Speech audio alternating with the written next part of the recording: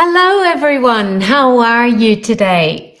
Well, it's a great pleasure to finally be with you. And I apologize for the delay, but this is the problem of live webinars. On the one hand, I get to see you in the flesh, but on the other hand, sometimes technology shows us its sense of humor. So I'd like to ask if you can hear me loud and clear. Could you please type in the chat box so that my little heart is put to peace finally?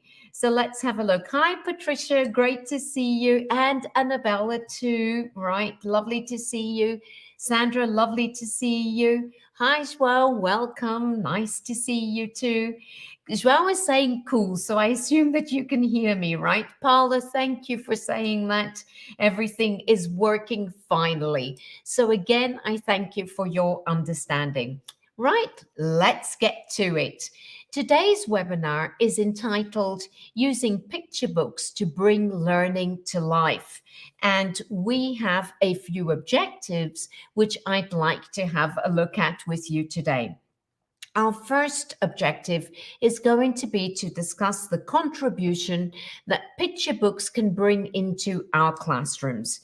Then we're going to move on and we're actually going to experience the magic of one picture book. And then we'll move on to discussing some practical activities which are ready to implement in your classroom.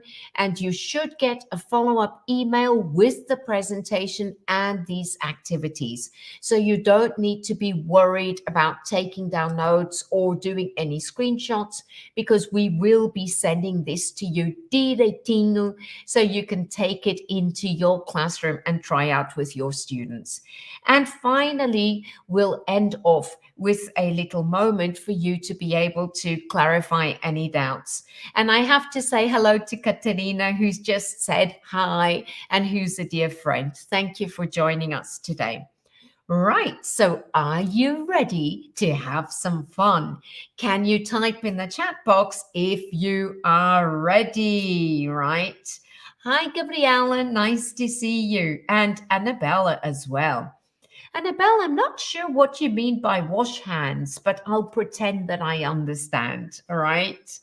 Right. So Sandra is saying thank you. Are we ready? Annabelle is our star student today, showing us that she is. Oh, and now the chat box goes crazy with everybody saying that they are.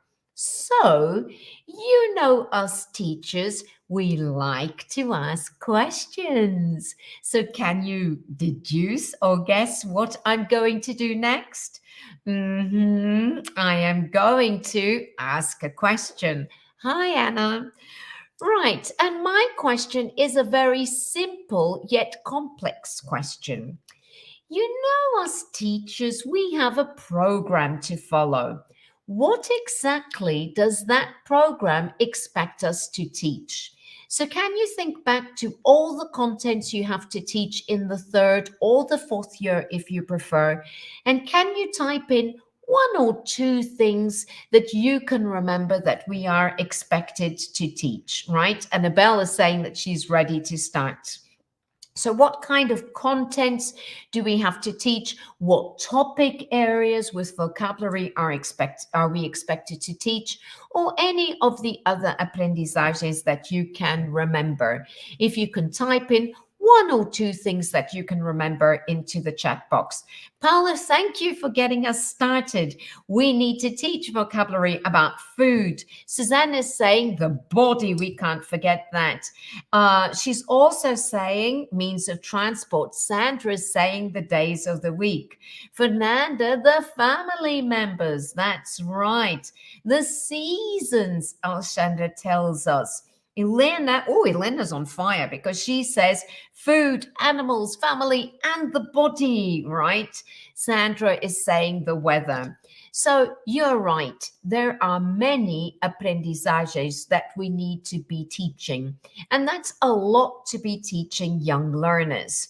So then perhaps the next question that we could be asking, I have to mention Andrea, because Andrea's remembered that we need to teach the pets, animals, right? That's true. So then The next question that we need to be asking is, well, if we have so many aprendizajes, what are the tools that we can use to teach all these aprendizajes and to merge them into, well, I'm not going to say one because there are too many, but to merge them together. I wonder if you could type in the chat box which tools you usually use to be able to teach the aprendizajes and to bring them to life, right, in a way that our students will be able to understand and follow. Hi, Maria Joao. Welcome. Lovely to see you, right? I do also want to mention a point that Carla has raised, which is we also need to teach culture, right? Yes, and I would agree with you that storytelling, games, realia, storybooks are great tools. But the tool that I always start off with, and a tool that many teachers use around the world, perhaps the most popular tool of all to bring our program to life, would be the course book. Wouldn't you agree? All right. So today I'm showing you Easy-peasy that has all of these flashcards and games and songs that you've been mentioning. Now, Easy-peasy really is an easy-peasy course book to use because it's got lots of resources already embedded in the book. So let me call your attention to the banner. And if I zoom this in for you, you'll be able to see that we already have a video showing us a picture book. And the magic of it is that if we click on this little button, we'll see a teacher guide showing us direitinho what we can use and how we can use it to bring those aprendizajes to life. Let me show you what I mean. So here you can see which aprendizaje we need to teach. You can also see that we suggest the use of a picture book, and then you have the picture book that, well, will deal with these comments that you were typing in the chat box just now. In this case, we're going to be using school supplies, which is one that you forgot to mention, but it is the end of the day. So I'll give you a descontinho, right? It's been a long day for us all. Right. Vanessa's also saying that we can use miming and books and flashcards, and I couldn't agree anymore. Now, I also want to call your attention to a very useful resource, which is this resource in the teachers file over there, where we can see that we already have some materials that have been prepared for us to bring them to life. So, before we go any further and get really excited with this picture book, can I ask you to kind of remind me why picture books are such useful tools in our lessons? I mean, there's so many wonderful ones that you can use.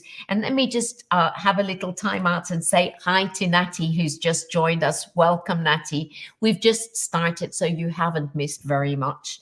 Well, coming back to my question, why are picture books such good tools for us to bring into our classrooms, right? What do they bring that complements the course book, right? Why have we really included them as a suggestion in the bundle, right? And I think we've all seen kids react very, very well to course books, getting really excited when we see one.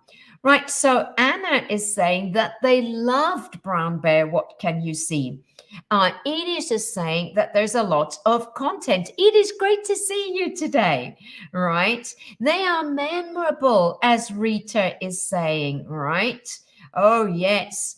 Edith is also adding that they bring in a lot of content, right, in a wonderful way. So they're a lovely, exciting way to show this content in context.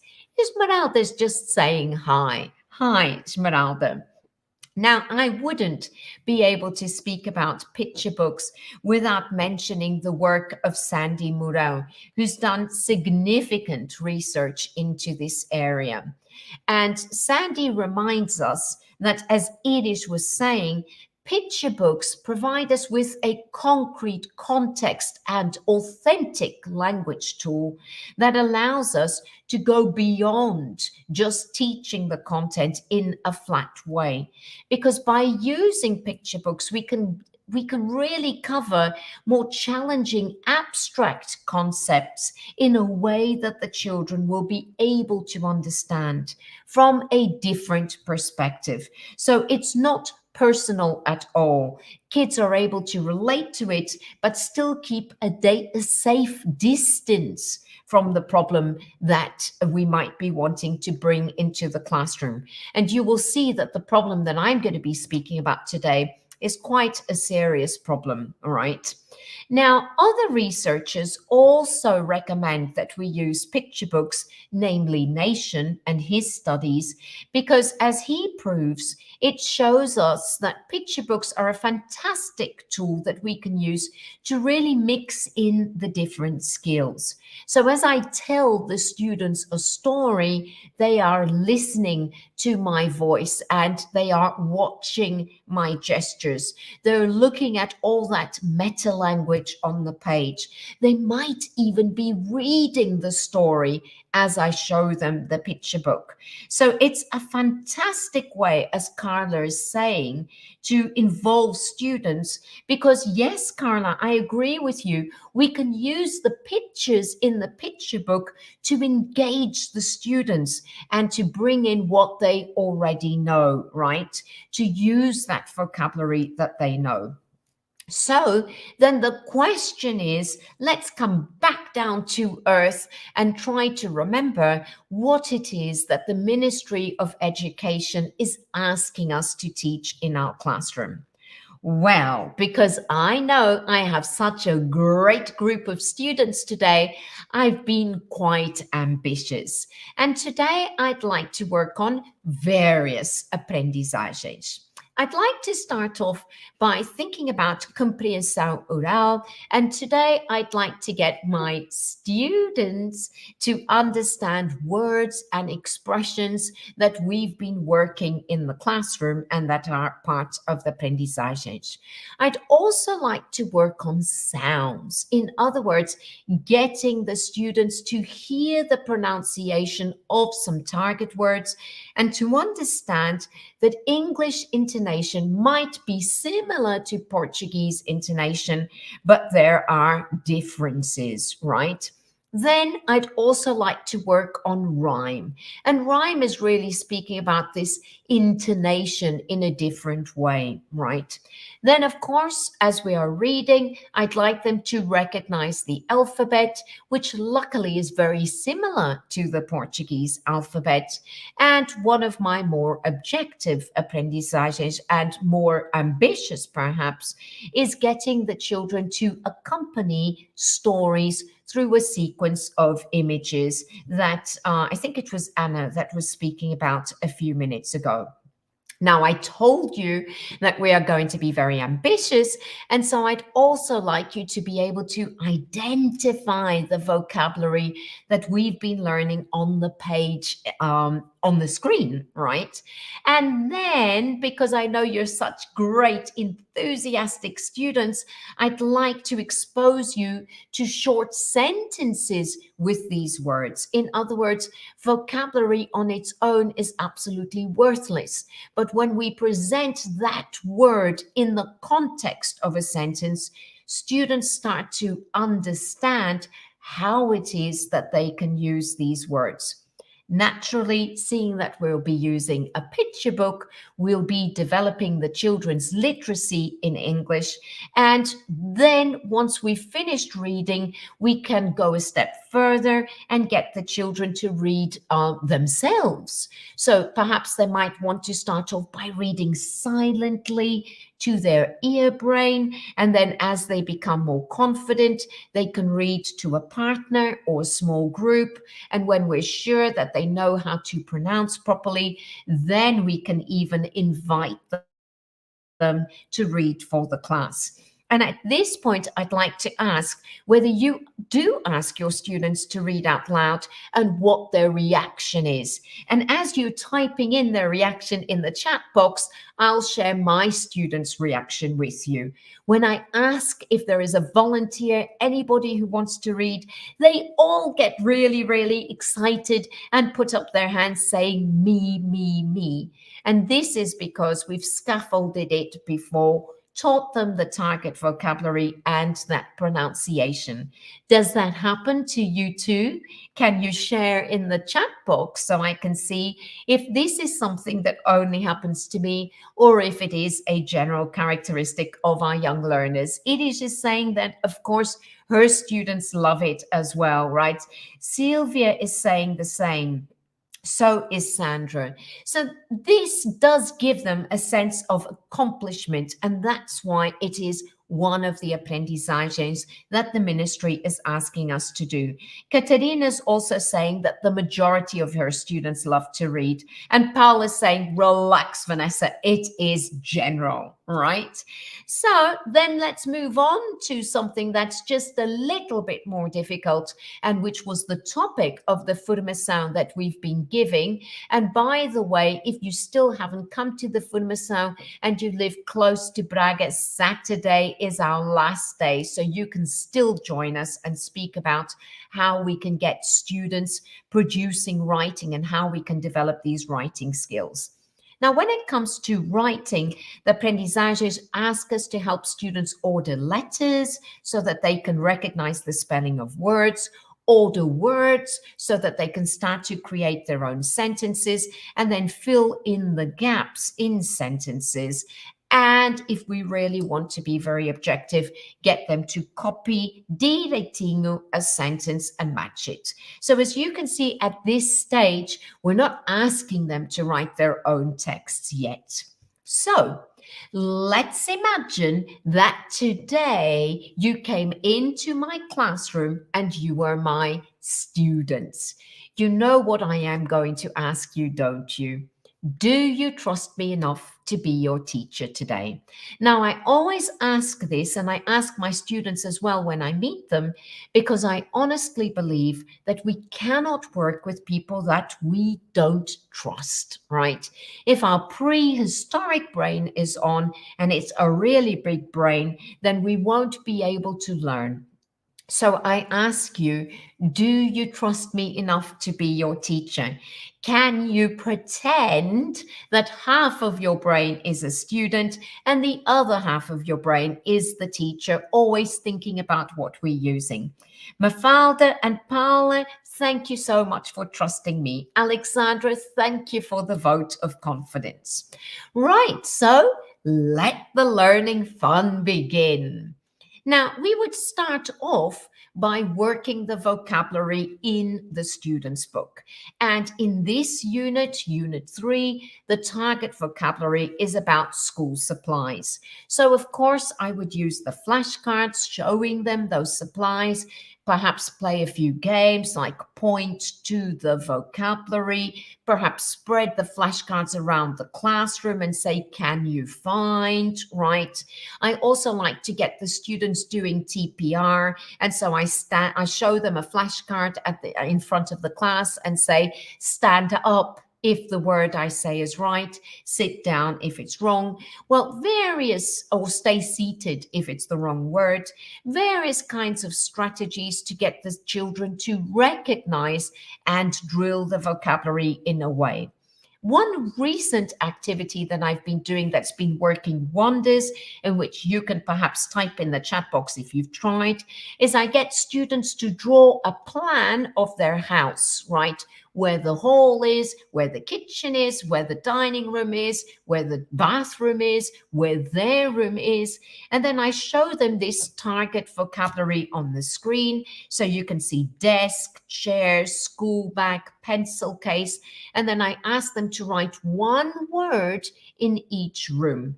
Later on, because there's an emotional connection to this vocabulary, it is their house, they are able to remember the room and which word they wrote in it. So this might be a way that you can use, a tool that you can use to also get the children to learn their vocabulary.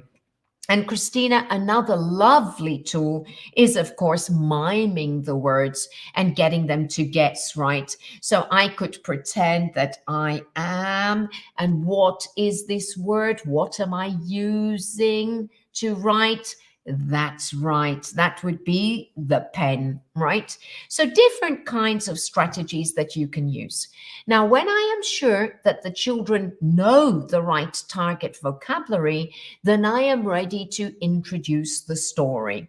Now, you know what they say about variety. It is the spice of life. That's right.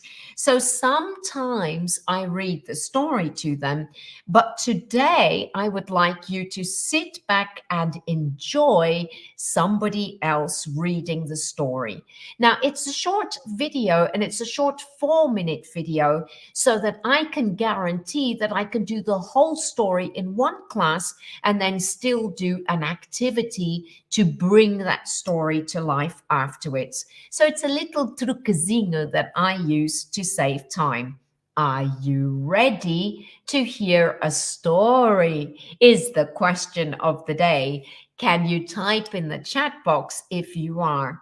Now, the story that I've chosen for you to listen to today, and that will help us work on this school supplies and classroom language vocabulary that the Aprendizaje is asking us to teach, is entitled Read a Crayon Story. So can you please type in the chat box if you're ready and eager to hear my story?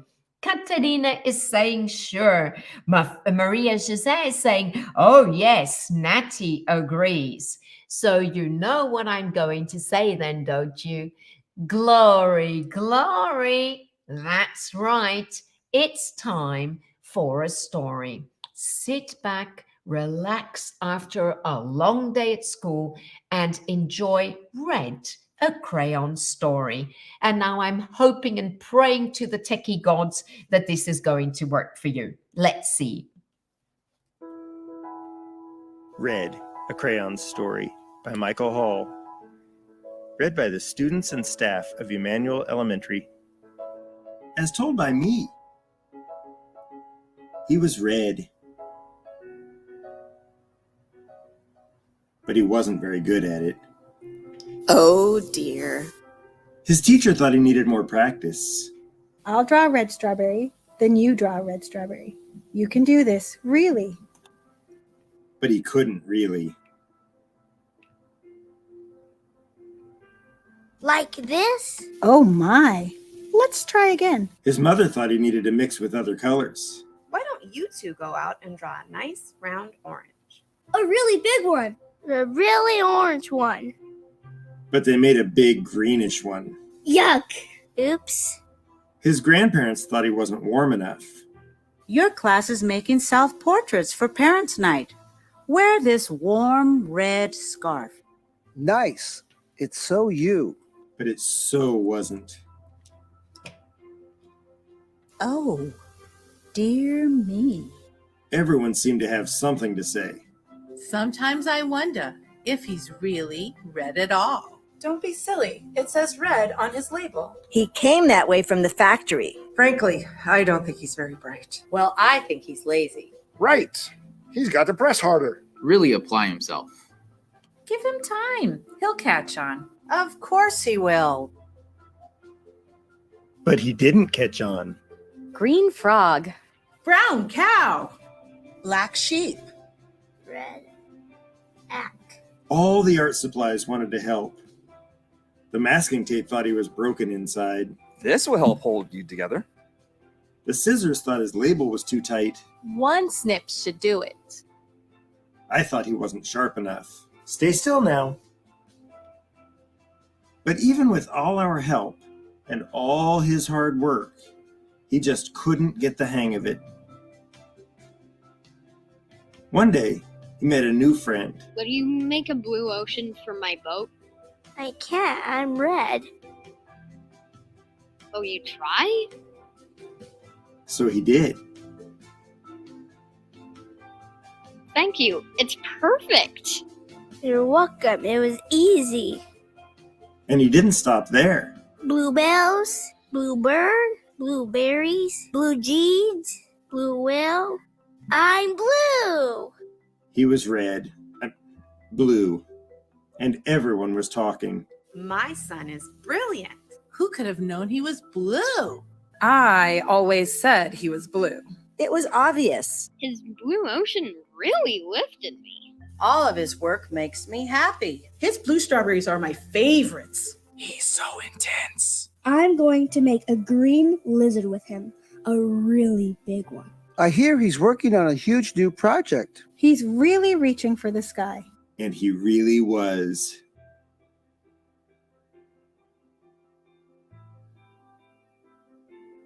Isn't it a beautiful day? It's perfect.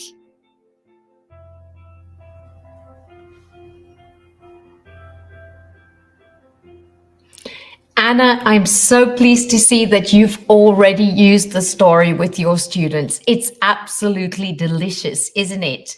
Even Mr. Tricky is dead bent on listening to the story. And you see what I mean by the video saving a lot of time and telling it in a different way. And it's also given me a great idea to make similar videos with my own students. I really love all those different voices narrating. Now, let me ask you to focus on the question on the top of the slide. This one. Go back, rewind the story in your mind. And can you type in which school objects you saw in the picture book? I wonder who's going to be the first person to type in an object. You can choose any of the words that we learned in class or any others that you learned with the picture book. Let's have a look. Which one? Oh, look at this. Pencil sharpener, tape and scissors, says Rita. Teresa says a sharpener and scissors. Sandra says pencil and tape. Maria José says crayons, which I also love. Sandra says crayons and a sharpener. And Bea says a pencil, tape, and crayons. So you can see that this is an absolutely fantastic way for the students to see this vocabulary that they learned in context. And it's also a great way to speak about a difficult issue, which is, was red red or was red blue? Did red feel like something else? Did he have other people's expectations on him? What was that kind of pressure like? So this is what Sandy means by taking learning to a different level. And naturally, for that part of the lesson, we would be speaking in Portuguese because the students would not have enough language to speak about such deep concepts in English, right? So hi to Anna, who's just joined us. Now, once we've done this, then we could get the children to watch the video again. And I know that you are such fantastic students that you don't need to do this, but they could watch it again and now start thinking about the sequence. So what happens at the beginning? What problem is there in the story? And then middle column, who tries to help solve this problem, right? And as I'm saying this, feel free to type your answers into the chat box, just like the wonderful students that you are. So I wonder, can anybody remember the problem in the beginning, right? What got the whole story started? Can anyone remember who tries to help? And can anybody remember what happens at the end? So Anna Vanya is saying crayons, right? So the story in the beginning is about crayons. Anna, do you mean that the problem is about the crayons or that the crayons try to help? Because I seem to remember some crayons besbelutading, right? About that poor little red crayon, criticizing this poor little red crayon as well, right? Okay, so hi Sonia, welcome. Thanks for joining us. Oh, B is saying that the mother tries to help. B, a thumbs up, give me a high five. That's right, mum does try to help. Now, as the children start saying the vocabulary that they know, and as you can see, B is using vocabulary which the aprendizages ask us to teach as well. So stories have this advantage of crossing over comments and topics, right? Regina is saying that one of the problems was that, well, red was different to all the other crayons. Oh, yes. And Regina, what happens in the end? Is different good? Is different okay? Or is different bad in this picture book, right? So as you can see, we can really start off with aprendizaje and then speak about the whole learner, which is an aprendizaje in itself. Oh, Maria Jose is saying he feels different to all the others. Yes. And doesn't this happen to us as well, that sometimes we just feel different to everybody else? Everybody might be having a wonderful day and they all feel happy, and we don't because something's happened at home to make us feel sad. Right, but as Regina and Sandra are saying, all's well that ends well, because in the end, it all turns out fine and red feels good, or should I say blue. Now, if the children would need to, I would let them watch the video again, but then I would write my answers on the board and I encourage them to compare and contrast their answers with my answers, and they get 5 points, ding, ding, ding, for each answer that they get right. And then we have a competition. I also like to draw a thermometer on the board, and for each child add their points. And then if we get to 100 points, they're allowed to choose an activity that they would like to do in that lesson, which could be hear the story again, or play a game, or perhaps even sing the song that we sang in the previous lesson. So I wonder if these are ideas that you could use in your classroom with your students. And perhaps you can type in the chat box and just show me. Annabella, I agree that this is also a fantastic opportunity to speak about being different, how great it is, and about values. And Vanya, it's true what you are saying. Red can't do what he's supposed to do, but he can do other things which are just as wonderful, really, right? So if we come back to those wonderful aprendizajes, which ones were we able to teach in the story? Well, I think that you'll see how hard we've been working, because look at this. We were able to do all of the compreensão oral. So can I see your right hand, please? Can you show me your right hand? Come on, raise it. Don't be lazy now. I can see you from Porto. Show me your right hand. That's better. What are we going to say when we work very, very hard? Well done, me. That's right. We've worked really hard today. You deserve that. So let's have a look and see if we can have another well done. Oh, with writing, we've got 3 out of 4. So what do you think? Can we have another well done? I think we can. Well done, me. We've worked very hard today. And then with writing, I could ask them to do a post-storytelling activity, and they could perhaps copy and write their favorite word. If you think back to that little graphic organizer that we had, they have been copying words that they saw and remember in the story. I'll remind you when, I can't remember who it was. I think it might have been Sandra that said that the mother had tried to help the crayon. So at that point, they would have been copying those words. Right, now, does the storytelling and the story magic end when I say, glory, glory, this is the end of the story? Or is this just a fantastic excuse to stretch the story further and to squeeze out that wonderful language learning juice that the story allows us to have? And I think you'll agree with me that when the story ends, it's just the beginning of another learning story.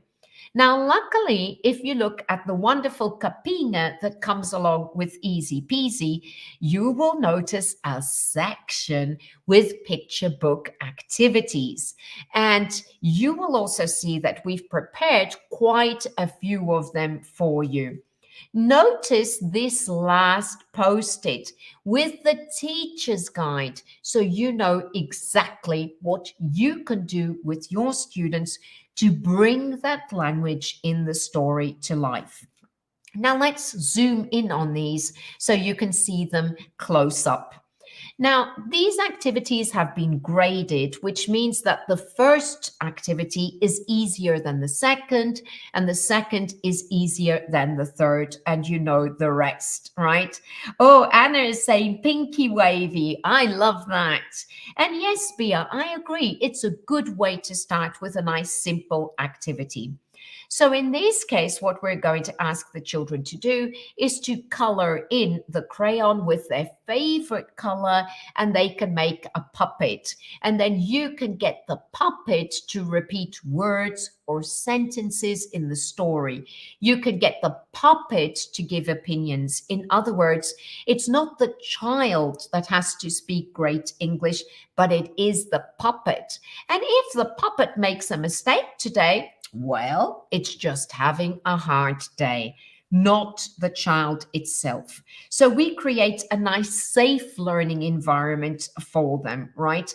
And this comes back to Anna's idea of pinky waving. So that's a nice, simple activity. You could also transform it into a show and tell. So you could say, hello, my name is Red. I can draw or I can color in, and whatever the word was, right?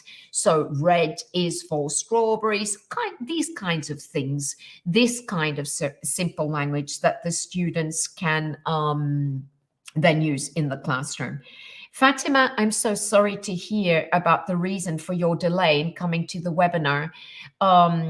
Fatima, sending you a big, big hug, which is I think the only thing we can do on these difficult moments. But Fatima, don't worry.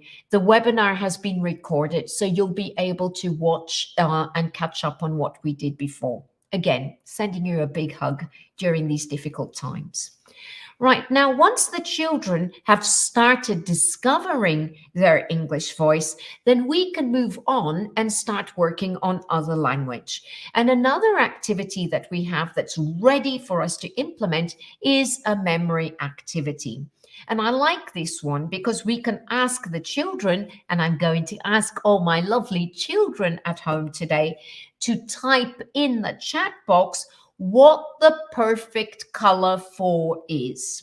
So have a look at this wonderful picture. What animal is this? Feel free to type in the chat box so we can see if you can still remember this word in English.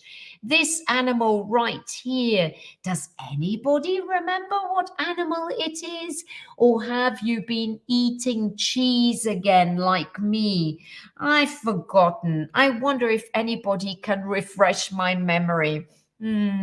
What animal is this? Can you type in the chat box? Oh, Christina, Sandra, and Paula, thank you for saving me. It's an elephant. Are you ready for a difficult question? What's the perfect color for an elephant? The absolute perfect color. The one that looks absolutely spectacular on an elephant.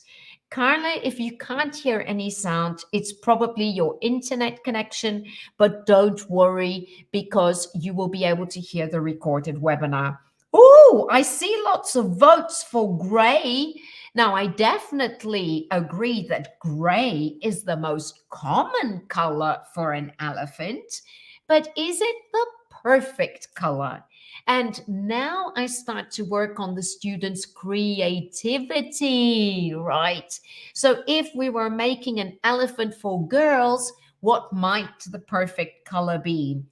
And if we were making an elephant for my father, whose favorite color is blue, what might the perfect color be? So what I'm trying to do is take the children out of their comfort zone, out of what's the right answer, into what's a possible answer. And then you can get them to develop their critical thinking skills and say, so, oh, I see that, oh, I don't know who this person is, but Patatenra 1, right? Whoever you are, pink is a wonderful color for an elephant, but why would that be the perfect color? Christina, I agree. Green is a wonderful color for an elephant. Why would that be the perfect color? Oh, I absolutely love the video's aleatorious answer. A rainbow elephant with all the colors. Why choose one when you can have them all?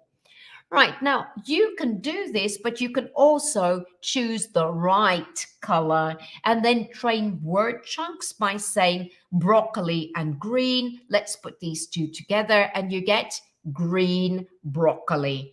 Grapes and purple, let's put them together and you get purple grapes, showing the children that the order of the adjective always comes before the noun. And I love using my hands to show them this. Flamingo and pink. Can you type in the chat box what I would say? Remember, flamingo and pink. Can you type in the chat box? That's it. What would we get? Oh, that's it. A pink flamingo, right? And then we can carry on. And a natural, thank you, Sandra. What a wonderful student who types in everything direitinho, right? Oh, thanks, Katerina and Margarida too. Now, after this, we can play a good old-fashioned memory game, and I can try to get the students to remember. So we did have green broccoli, but does anybody remember what the second one was? Green broccoli, pink flamingo, but there was something in the middle. I wonder if you remember.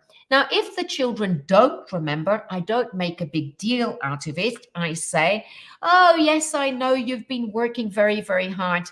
Let me give you a little help. Have a look quickly. Have a look. Have a look.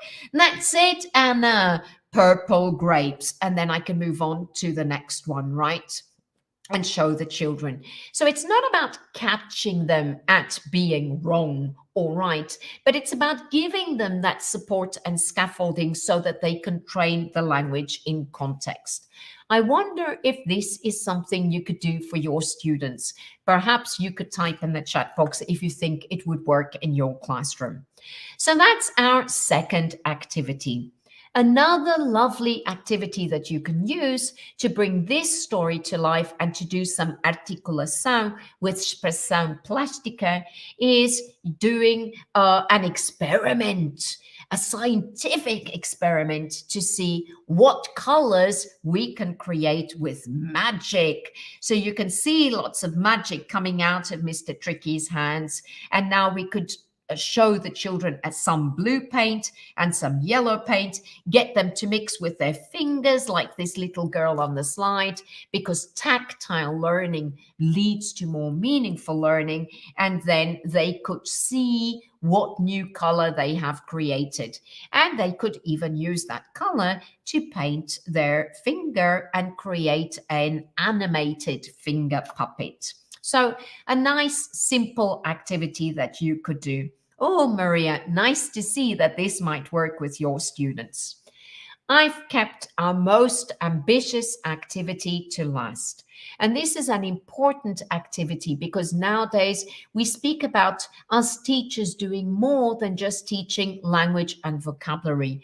We speak about, and the aprendizaje stress this, teaching the whole learner. So in this context, it makes sense, perfect sense, to be speaking about mindfulness and well-being. And so this last activity goes off in that direction where the children make a mini book, right, that they can just cut out and get 4 pages in, where they can say, choose whether they're a girl or a boy, or whichever gender they identify with, right? And then inside, put how they feel. So sometimes I feel like I'm tired. Sometimes I feel like I'm happy. Sometimes I feel like, sometimes I feel like a banana that's too ripe and just feels at the end of the day. Right? So we could be speaking about their feelings and use vocabulary that they already know by creating metaphors and analysis. And then they can come up and explain to us, or we can even create a show and tell around this. As I mentioned, this last activity is slightly more advanced for students. And so this is the last one that I recommend that you would do with the class. Now, if you've enjoyed these activities, then you'll be very, very pleased to see that in the banda of the student's book, you will always find a suggestion of a picture book activity. So in the first unit, we have this wonderful picture book, which is called My Cat Likes to Hide in Boxes. In the second one, wonderful for numbers and counting, Hooray with Fish. Red, A Crayon Story is the story that we looked at today. The next one is absolutely delicious, and I'm not going to be a spoiler and tell you about it, even though, my body is screaming to say something. But Desert Girl, Monsoon Boy is fantastic for developing intercultural awareness as well. One of my favorites is My Cat Just Sleeps. It's absolutely perfect for developing critical thinking skills. And Ridiculous is a story which is anything but ridiculous. In fact, it's absolutely delicious. So these are wonderful stories that you can use to bring these topics into the classroom and bring them to life. Remember that in the kapina, you have activities like the activities that I've shown you that are ready for you. Now, usually we would try to finish at 7, but because of all these technical problems, I've taken those 10 extra minutes. So again, I apologize for the delay, but I hope that you've had as much fun today as I have had with you. It's time for us to evaluate our learning. So we said that we would try to discuss the contribution of picture books in the classroom. Have we done that? Oh, I can see a lot of you shaking your heads. We have indeed.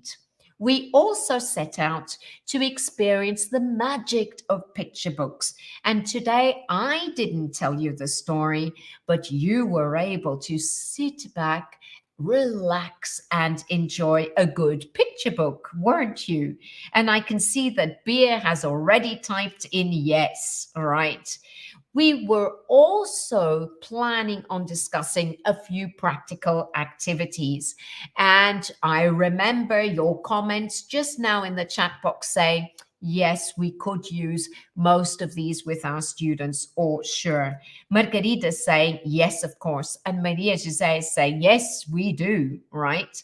And so I guess that the only thing left for me to ask you is if you have any doubts or questions that you would like to ask, and I would be glad to try to answer them for you. If you do, now is the perfect time to type them in the chat box so I can see them and answer them for you. As you're thinking and typing in, I would like to personally invite you to come and see the new baby. Easy-peasy 4. Now, I think you can see my eyes light up because, yes, Easy-peasy 4 has all the magic of Easy-peasy 3. So anything that you are imagining, we have it. But, and this is a secret, so you can't tell anyone I told you, but it has something that is going to set your little teacher heart on fire. One of those resources that we teachers love.